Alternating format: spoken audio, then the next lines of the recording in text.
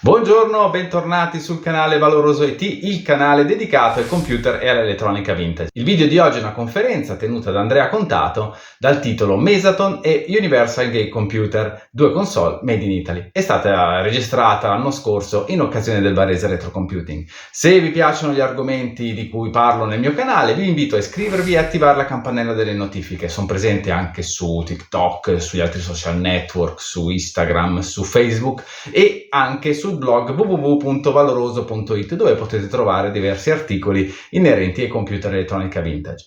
Bene, godiamoci questa conferenza e a presto. Ciao ciao! Ti lascio la parola a questo punto, raccontaci tutto quello che puoi. Bene, allora la storia che racconteremo oggi ha origini abbastanza lontane, sia nel tempo che nello spazio. Tutto inizia, ecco questo è il nostro primo protagonista della giornata, Synetics Corporation a Sunnyvale. Nel 1961 degli ingegneri che escono dalla Fairchild perché sono scontenti decidono di fare la loro compagnia di semiconduttori. È una cosa che succedeva spesso negli Stati Uniti. Tu avevi un'idea diversa su come procedere con la tecnologia, considerate che spesso si aveva a che fare con tecnologie che non per forza finivano in qualche cosa, un sacco di rami morti tecnologici. Allora se non ti lasciavano lavorare come volevi, pigliavi e ti facevi la tua compagnia, tanto qualcuno che ti finanziava presto o tardi lo trovavi. La cosa divertente è che alcuni di questi ingegneri che lasciano Fairchild per andare a Synetics avevano lasciato la Sheckley Corporation per fondare Fairchild, e alcuni dei loro colleghi avevano lasciato sempre la Sheckley per andare a Fairchild e poi si sono ricongiunti quando erano andati a fondare la Intel, cioè è un'industria incestuosa a dir poco. Fatto sta che il pomo della discordia, il problema che ha spinto i tizi della Synetics a farsi la loro compagnia, è il fatto che sostanzialmente loro volevano lavorare con i circuiti integrati, cosa che alla Fairchild non interessava. Loro vendevano transistor ed erano contenti così, non sembrava neanche che ci fosse davvero un mercato per questo tipo di prodotto.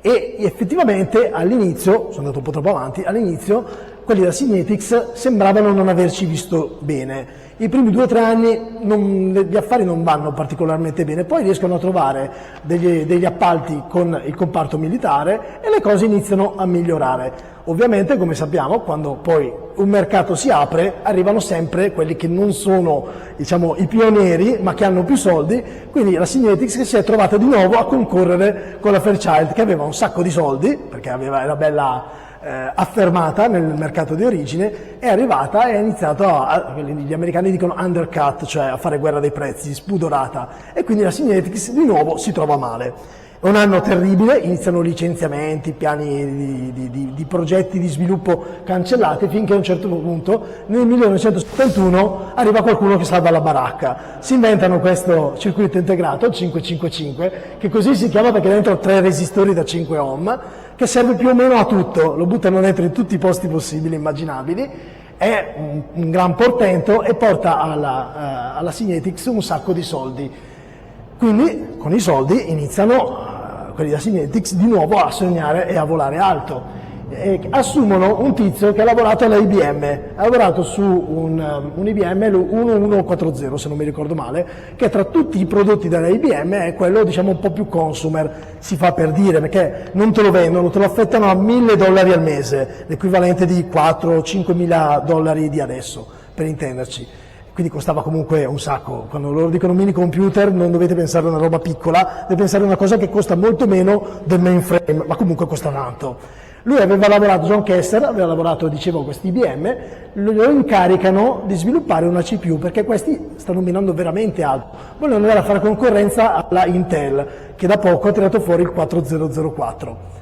Insomma, una cosa non da poco. John Kessler si mette a lavoro, in un annetto e mezzo, lui il prodotto ce l'avrebbe anche pronto. Lo chiama Synetics 2650, è anche una buona CPU ed è uscita tempestivamente, nel senso che effettivamente è una delle prime CPU con un prezzo abbordabile, che quindi potrebbe essere messa dentro in prodotti consumer ad uscire sul mercato. Peccato che non esce sul mercato, perché Synetics nel frattempo è di nuovo sotto quei soldi. Quando va sotto quei soldi cancella tutto, mette tutto nello scaffale, e il Synetics 2650, anche se sarebbe stato pronto nel biennio 72-73, li rimane sullo scaffale per 3 lunghi anni, durante i quali arrivano tutti, Motorola, MOS, Intel già c'era, Zilog di Federico Faggin, tutti arrivano, e tutti arrivano prima di loro. Ci vogliono 3 anni, finché a un certo punto non arriva la Philips.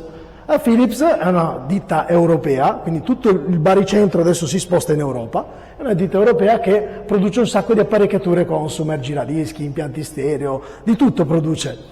Però gli manca la branca di semiconduttori. Decide di fare una mossa alla Commodore. La Commodore che cosa fa per entrare nel mercato non lo fa per entrare nel mercato dei computer, lo fa per rimanere nel mercato delle calcolatrici. Compra MOS che fa i circuiti integrati. Ecco, loro fanno la stessa identica mossa, cioè si verticalizzano, comprano chi fa i circuiti integrati che poi loro metteranno nei loro prodotti. Il 2650 è una sorta di regalino che si trovano sotto l'albero, non l'avevano comprata per quello, ma una volta che scoprono che ce l'hanno e che nessuno sapeva che ce l'avevano perché non l'aveva mai commercializzato, dico qualcosa dobbiamo farci di questa CPU, no? E a quel punto finalmente la faccenda arriva in Italia. Qua piccolo inciso, se avete sentito qualcosa già adesso su quelle console di cui parleremo, se vi hanno parlato, avete letto su internet, eccetera, cancellate tutto perché purtroppo sono tutte informazioni sbagliate. Il punto è che Philips, come dicevo prima, si trova questo prodotto in mano. Philips è specializzata nel lavorare non con le aziende, non con chi produce, è Philips che produce e vende direttamente al consumatore. Quindi è un cambio di paradigma quello della nuova Philips / Signetics. Quindi loro si trovano questo prodotto in mano, devono trovare un sistema per venderlo e diversamente da tutte le altre compagnie ragionano a modo loro, ovvero creano delle piccole squadre regionali, ce n'è anche una in Italia e a capo c'è questo signore che dopo vi dirò chi è, creano delle piccole task force regionali alle quali danno 2 o 3 ingegneri capaci, qualche tecnico così di contorno e poi un commerciale. Il commerciale deve semplicemente trovare il cliente, proporre soluzioni, fargli vedere che si può fare qualcosa con i circuiti integrati e con i chip di Philips, gli Signetics, ecco, e poi tocca a questa task force che è di Philips trovare il sistema per produrre qualcosa che poi il cliente può vendere. Quindi è tutta una cosa diversa, cioè non abbiamo una ditta che fa computer, l'Apple, che va e compra il chip e lo mette nella macchina. Qua abbiamo una ditta che produce il chip, che va dal cliente e dice ti piacerebbe costruire un computer, ti piacerebbe fare una console, ti aiuto, ti do la tecnologia. E questa è la chiave che spiega tutto quello che succederà dopo. Piero Antonio Palerma, per chi non lo conoscesse, poi diventerà, non lo leggo perché non me lo ricorderò mai, diventerà direttore editoriale di Amiga Magazine, di Bit e PC Magazine, quindi non è uno che poi ce lo siamo persi per strada. Fatto sta che lui si è appena laureato in ingegneria elettronica a Milano, come esce lo assumono in Philips e gli danno appunto la guida di questa piccola task force. Quindi lui ha i contatti diretti con i clienti. Tra i vari clienti con cui lui ha contatto c'è un certo tizio che si chiama Alberto Neri, è un ingegnere anche lui è bolognese, è venuto a Milano dove ha iniziato a lavorare con ditte come Texas Instruments, in realtà è arrivato alla fine a lavorare nella Texas Instruments, aveva iniziato all'SGS di Agrate, che adesso noi conosciamo con il nome di ST Microelectronics.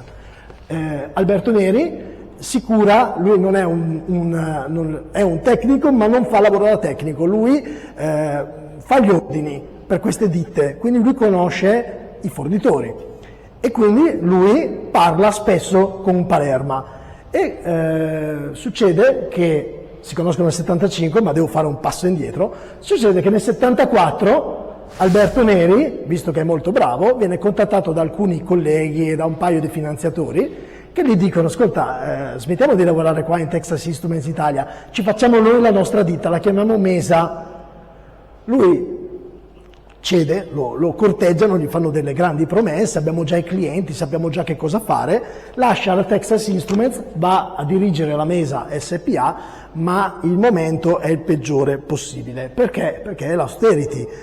Succede che i clienti che gli avevano promesso che avrebbero comprato Mari e Monti evaporano letteralmente. Lui a quel punto si mette disperatamente a trovare altre persone, altre ditte a cui vendere le componenti della Mesa però non c'è quasi nessuno all'orizzonte, perché l'austerity a livello industriale non è soltanto un momento in cui i costi energetici sono schizzati alle stelle, bisogna girare a targhe antenne in settimana e nel weekend si va tutti a piedi, è un momento in cui le ditte oltre a trovarsi con gli effetti della crisi del petrolio, si trovano anche, dopo un periodo di 2 o 3 anni di shortage, un po' come sta succedendo adesso, si trovano con i magazzini pieni di componenti semilavorati. Per cui è difficile, in un momento in cui la gente spende poco, convincere qualcuno a comprare qualche cosa di cui ha il magazzino già pieno. Quindi al povero Neri si trova in una situazione veramente pessima. E quindi inizia a pensare pure lui in maniera laterale.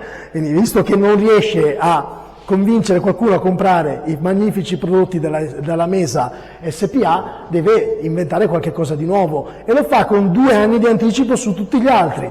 Questo che voi vedete è il PC 1500, è un computer su una scheda, al centro del quale c'è il Signetix 2650. Lui già nel 75, quando contatta Palerma gli dice: non so, tu che guidi la Mesa SPA, hai qualche idea in mente? Noi abbiamo queste componenti, ti viene qualche idea su che cosa ci si potrebbe fare? E lui gli risponde chiaramente: facciamoci un microcomputer, che sarà mai, no? Con 2 anni di anticipo su tutti gli altri. Quindi, fra parentesi, persino un anticipo sull'Apple 1, eccetera, eccetera.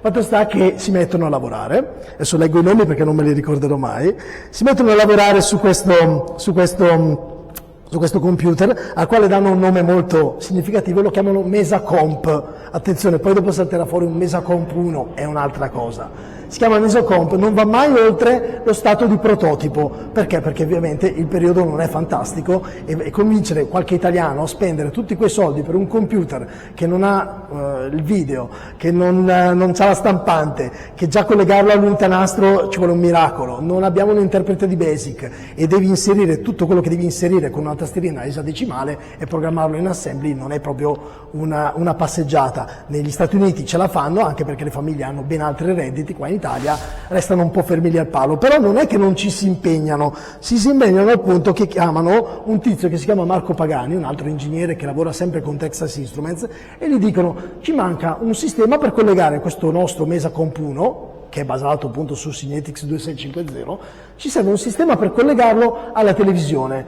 Sì, certo, Philips ce lo vende il modulatore di frequenza, ci chiedono 80.000 lire, noi non potremo mai piazzare 80.000 lire di componente in una macchina se pensiamo veramente di venderla a qualcuno che poi la comprerà, ci serve qualcosa di più economico. E questo Marco Pagani se ne viene fuori con un apparecchietto con un paio di componenti che costa 2-3.000 lire, quindi riesce ad abbattere di quasi 25 euro, di 25 volte il prezzo.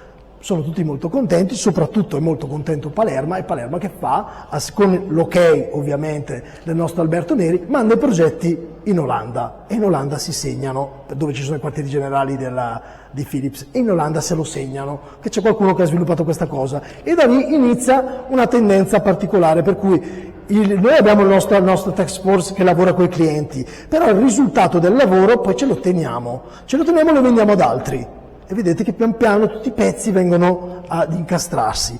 Fatto sta che fanno questo convertitore di segnale, fanno anche un'interfaccia all'unità nastro, poi visto che Palerma non sapeva che farsene esattamente nel computer, decide di creare anche un sistema di domotica tanto per, e quindi collega il computer al frigorifero, alle finestre con un motorino che si aprono e si chiudono agli orari predeterminati. Però, come vi dicevo, alla fine questo Mesa Comp non lo comprerà nessuno per il momento e rimane lì. Poi Palerma manda tutto in Olanda, vi dicevo, in Olanda dicono: beh, è interessante, potremmo farci qualcos'altro.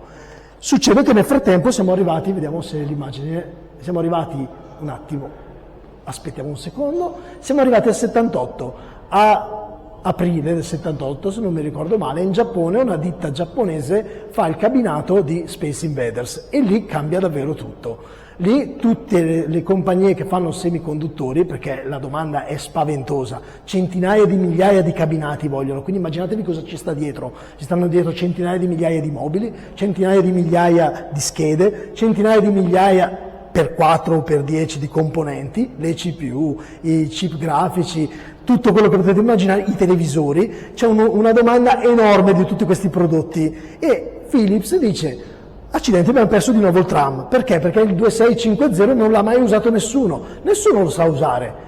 Col MOS 6502, che ormai nel frattempo è diventato di Commodore, hanno fatto di tutto, l'hanno messo dentro più o meno in tutte le apparecchiature, sta dentro anche nell'Apple 2 per intenderci, e lo metteranno in una versione particolare anche nel Nintendo Entertainment System, nel NES.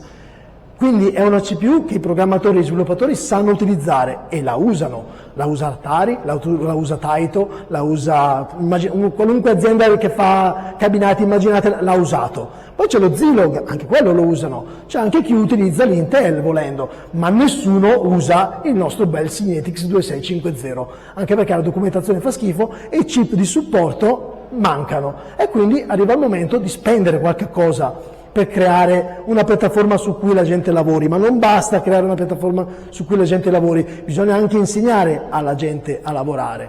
E di nuovo vanno a chiamare il nostro Palerma e gli dicono, e qua qualcuno in Italia ha avuto un'idea geniale, purtroppo non sappiamo chi è perché Palerma non si ricorda il nome del commerciale che gli dà la dritta. Guarda, in Emilia Romagna c'è una ditta che fa flipper, è molto famosa, è gestita da 3 fratelli, si chiama Zaccaria. I loro flipper sono amati da tutti gli italiani, li trovi ovunque, però i fratelli Zaccaria hanno capito che il prodotto caldo del momento non è più il flipper, il prodotto caldo del momento è il cabinato, è il videogioco.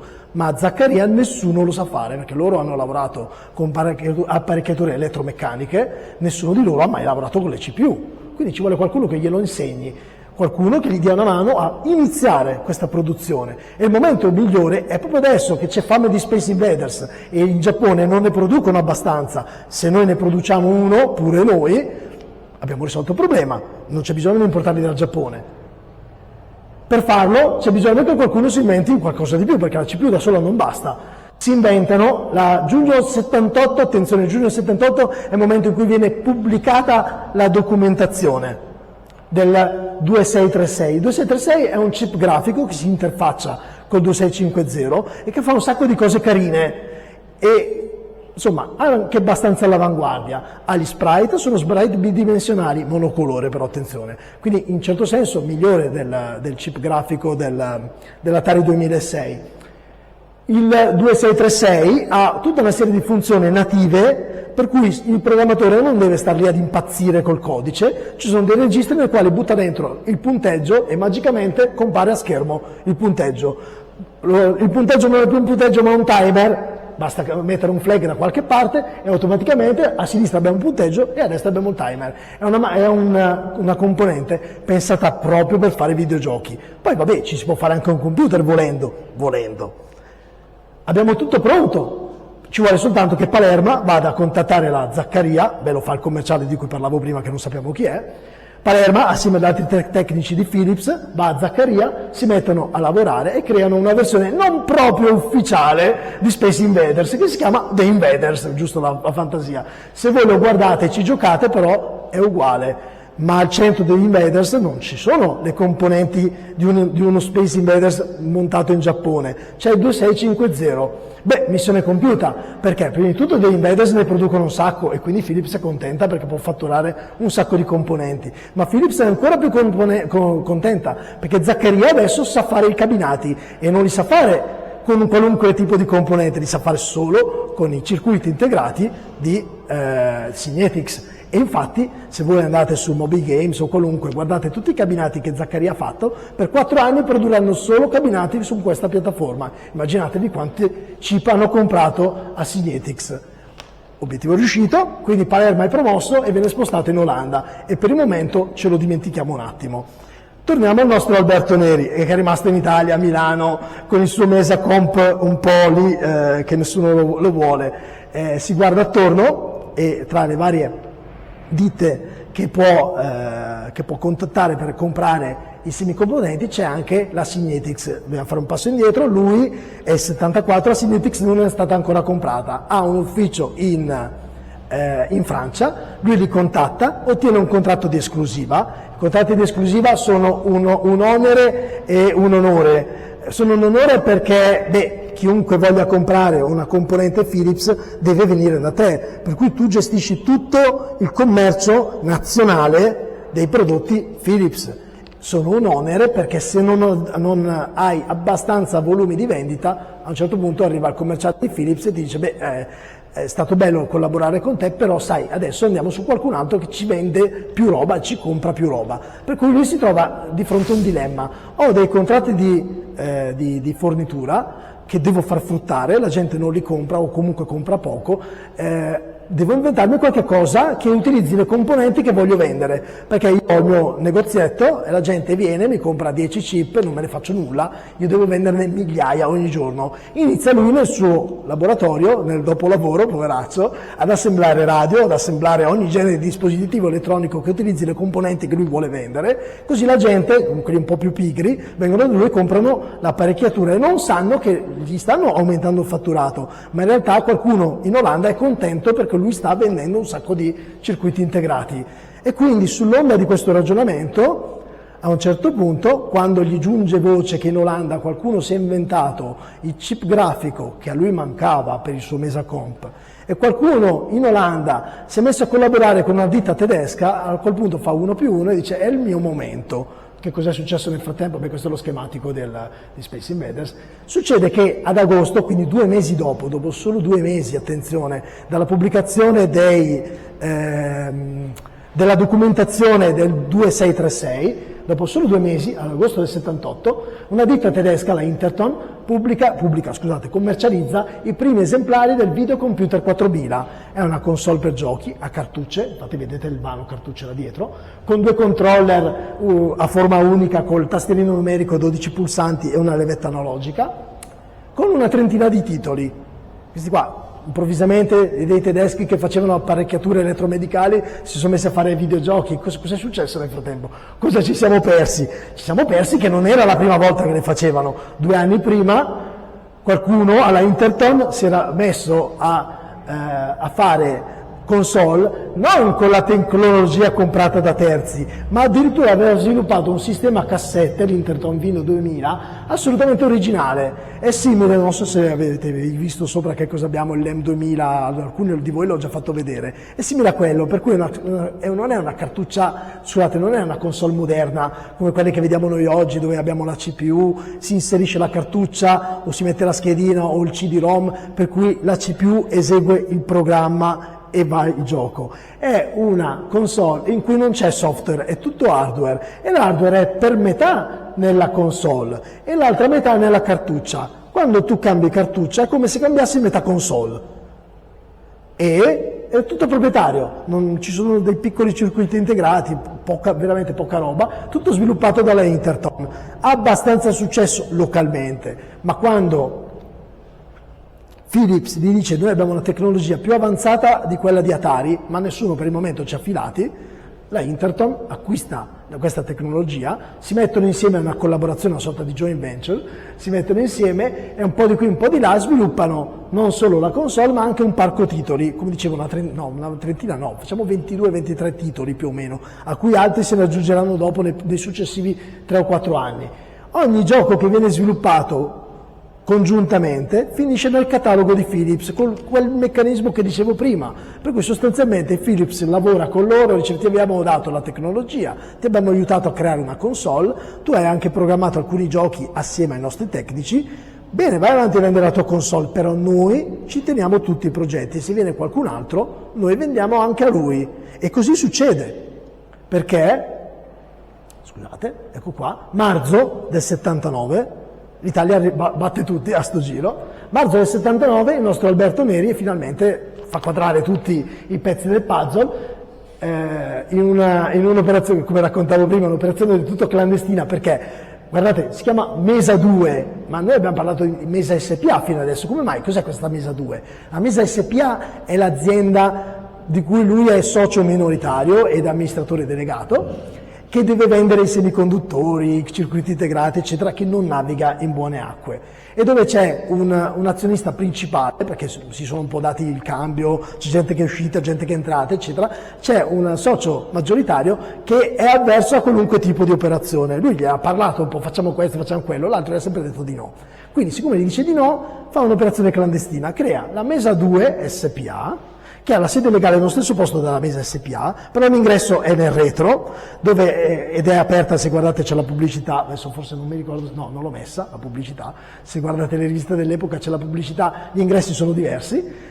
È aperto tutte le mattine della settimana, anche il sabato apertura straordinaria, il sabato nel 79 apertura straordinaria è una gran cosa, E poi potete andare là e comprare i circuiti integrati, i resistori, tutto quello che volete voi, e potete comprare anche la radio costruita da loro, e se volete potete comprare Mesaton in forma assemblata, costa di più, e in forma di kit ve l'assemblate voi a casa. Costa solo 149.000 lire, una vagonata, un terzo di stipendio di oggi per intenderci.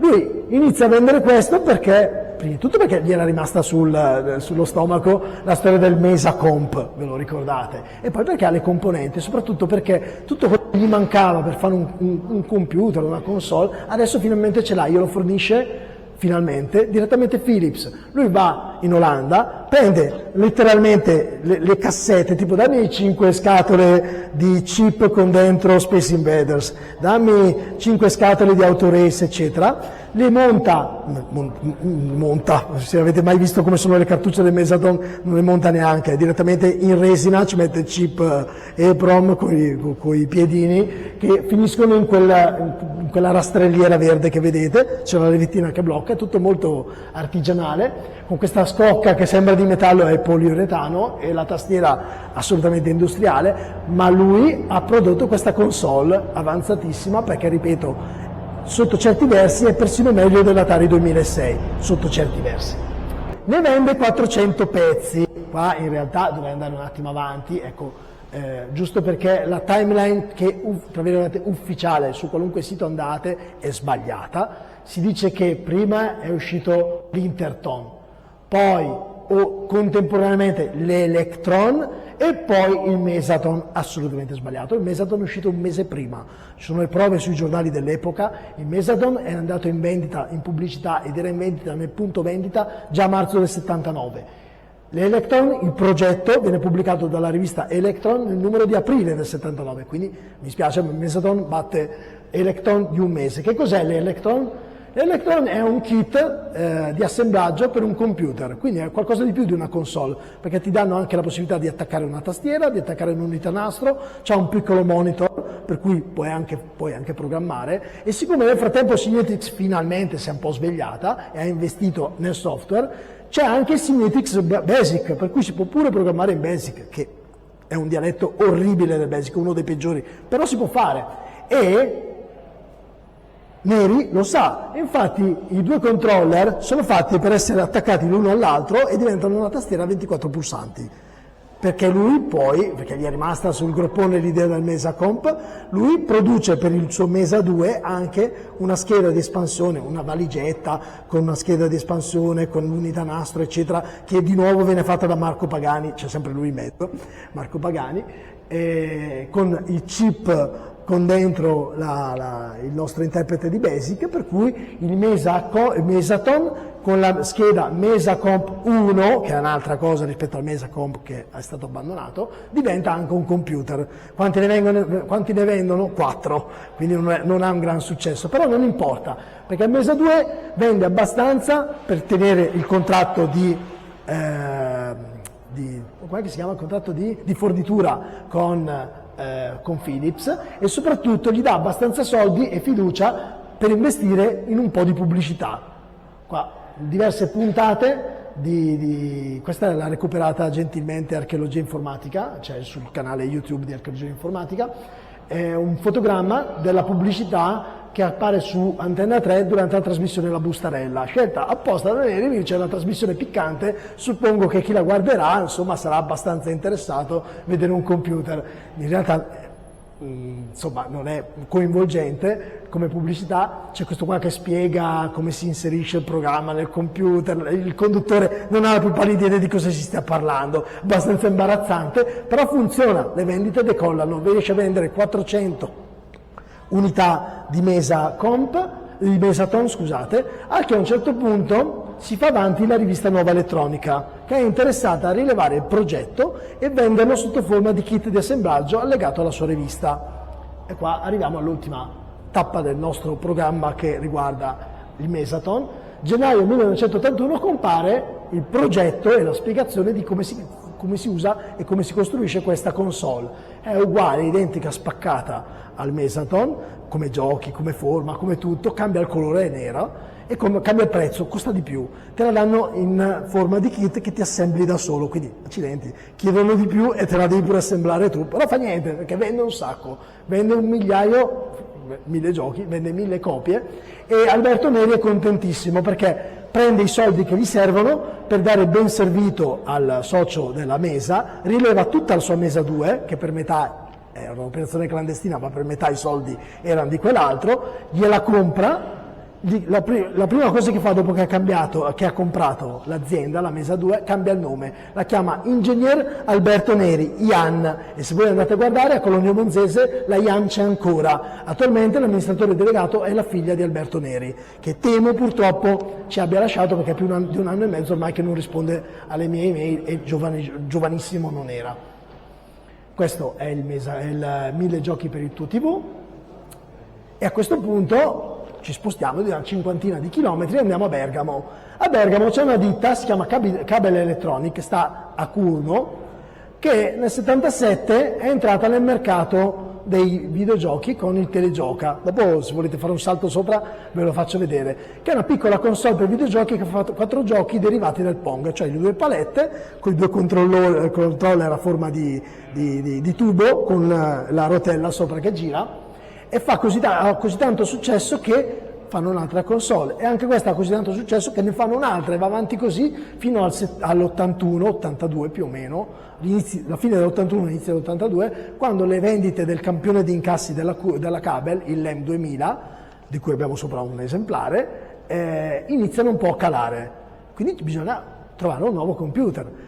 Il fondatore della Cabel, Filippo Biali, assieme al suo presidente, perché nel frattempo la ditta è diventata una società cooperativa, altra cosa molto strana che io racconto nel mio libro, va in Olanda, visiona i prodotti, perché la Philips li vende ancora, non è che ha smesso di venderli, visiona tutti questi prodotti e decide di produrre pure lui una console di questo tipo, però lo fa un po' meglio, cioè anche perché ha dei mezzi superiori, cioè non esiste paragone tra i mezzi che aveva il povero Alberto Neri, che aveva un sacco di buone idee ma pochi mezzi, e la Cabel, che aveva una rete di distribuzione ormai ben rodata, aveva un buon capitale, un personale di 60 tra lavoratori amministrativi che producevano centinaia di migliaia di console, e soprattutto ci sapeva fare col marketing, aveva un packaging di tutt'altro livello. Infatti se andate su e le guardate, la scatola, la confezione, anche solo le cartucce dell'Universal Game Computer sono tutta un'altra cosa, siamo ai livelli veramente delle migliori console del momento, però tecnologicamente parlando non è più così all'avanguardia, ormai quella tecnologia ha quasi 10 anni, perché dal 72 all'82, comunque a Natale dell'82 esce l'Universal Game Computer, ed è un successo clamoroso, 100.000 pezzi venduti solo a Natale dell'82. A Curno sono già là che si fregano le mani, siamo a posto per i prossimi 2 o 3 anni. Purtroppo succede una cosa che si chiama Commodore. Nell'83 il VIC-20, il prezzo del VIC-20 viene ritoccato a scendere diverse volte, poi a peggiorare la situazione arriva anche Commodore 64, che pure ha dei bei ritocchi di prezzo. A quel punto rimanere nel mercato dei videogiochi con una console che costa la metà di un personal computer, che ne ha 25 giochi, perché non li hanno pubblicati tutti, hanno solo 25 giochi e costano un sacco, e ci puoi fare poco altro perché loro non hanno mai pensato di trasformarla in computer, diversamente da Neri. A quel punto la Cabel si deve ritirare dalla partita.